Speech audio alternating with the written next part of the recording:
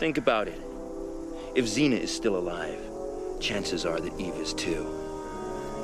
And if she is, then I'm the dead man. Because Eve is the bringer of twilight. Eve is dead and you know it.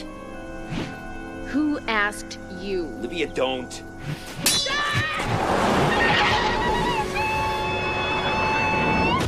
I think we were looking for the irony, to play the irony that Xena's daughter grows up to be the champion of Rome when Rome and Caesar in particular had been such foes of Xena. I think we all liked the irony of that. I know we wanted a story that showed the daughter grown up because, of course, you know, she'd been the baby and then we kind of had done what we could with the baby, and now we needed a grown-up for Xena to be a mother too, you know? We needed to see that relationship, and I don't know, I thought it was a pretty smart way to fast forward 25 years so that we could get it, you know?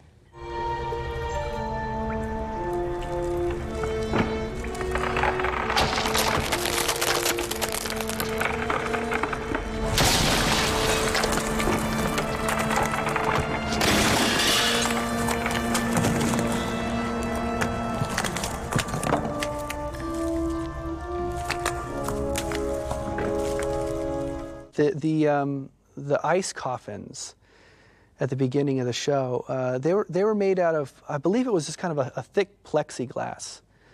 And I'm trying to remember exactly, you know, of course the blue light and I believe it was rock salt was used. And rock salt just looks like crystallized ice, it looks just like frost. And, you know, throw the blue light in there and I was kind of surprised, certainly looking behind the monitors, like, man, I buy that, that looks cold. And then, of course, the way Lucy and Renee played it, you know, you certainly kind of bought it. But it was just, you know, it was just some invention Rob Gillies came up with that once again, you know, worked perfectly.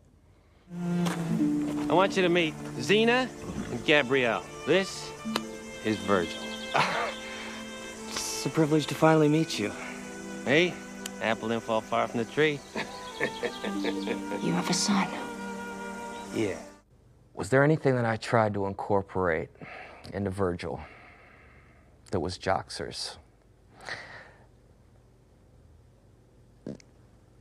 Some of his mannerisms, I think, towards the later episodes. But at first, I think they wanted me to play it just more my own. And I think that was the difference between Joxer and myself, was that you know, not incorporating his traits, let them come out later on in later episodes. The biggest surprise to me, though, was when I first met Ted, was how old he was. I was like, he's playing my father? There's like 5 or 6 years difference between us, tops. It was interesting.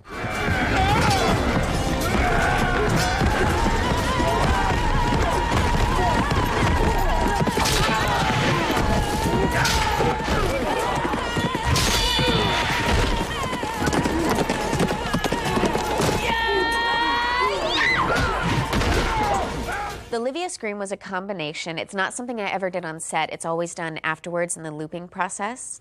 And what happened was, it was after I had spent my first stint of time, which was the first 3 episodes in New Zealand. So that was about 6 or 7 weeks.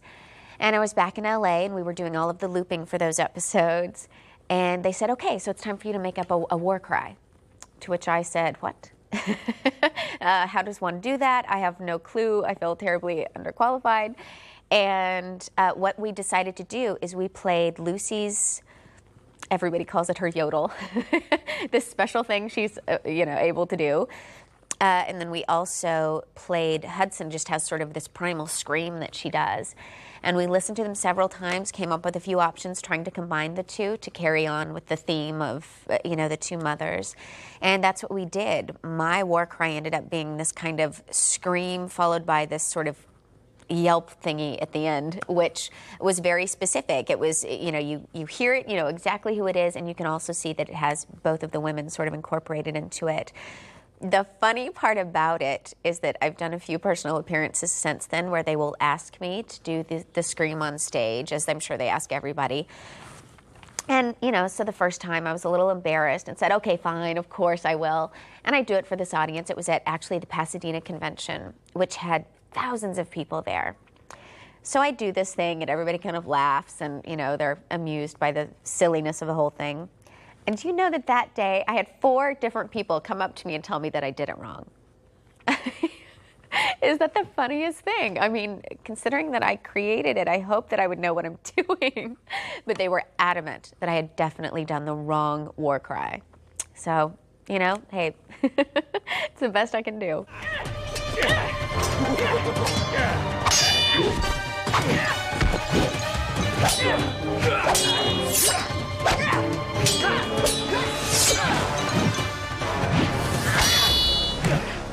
Woo! You are worse than a wasp. Adrian's first fight scene with Kevin, at that point, I think, you know, Adrian had probably been down there for about a week and a half or so, and one of the first things we do, especially when we're going to be developing a character that Adrian's going to be playing, the stunties will get with her right off the bat and immediately introduce her to the swords. She'll do a few days a week out at the Wranglers riding horses, just to get her, you know, get her into the character she's going to be playing. So, you know, all the credit goes to those guys for just getting her in a very short period of time, making her look competent on a horse and with a sword. And I think she did a pretty good job. You know, she's believable. Which is certainly something that we were always afraid of, you know, because it's a big role to cast, and if it's not done properly, it can certainly fall flat on its face. But I thought she did a real good job with it. You know, she certainly had a big role to fill in there, and she did a good job. I feel like there is no way home. What do you mean? I gave away one child once. And this time I wanted to do right by Eve. But I woke up and my child had been ripped from my arms. Xena, she is alive. There's a chance he can still be in her life.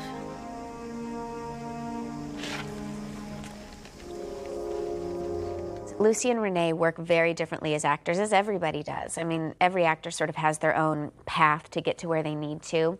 Lucy's very instinctual, at least that's, from my perspective, how I would describe it.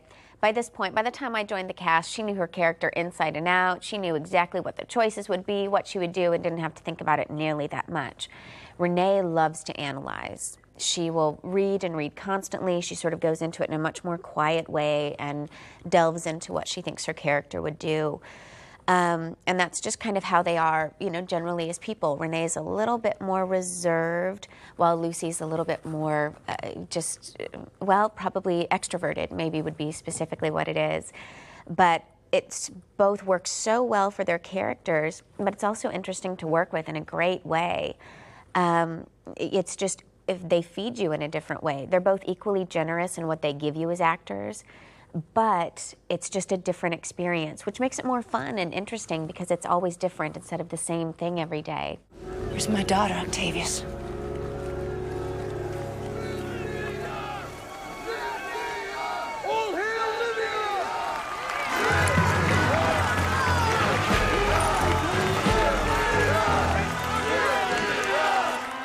That's her? Livia, champion of Rome. That's Eve. I just don't know. You can only play that for so long, a mother against a daughter and trying to turn her good. That gets to be, I think, a little tedious to play that out too long. I think it played out about as long as there was interest in it, and then I think we had to move on. She either had to die, stay evil, or turn good, and she turned good.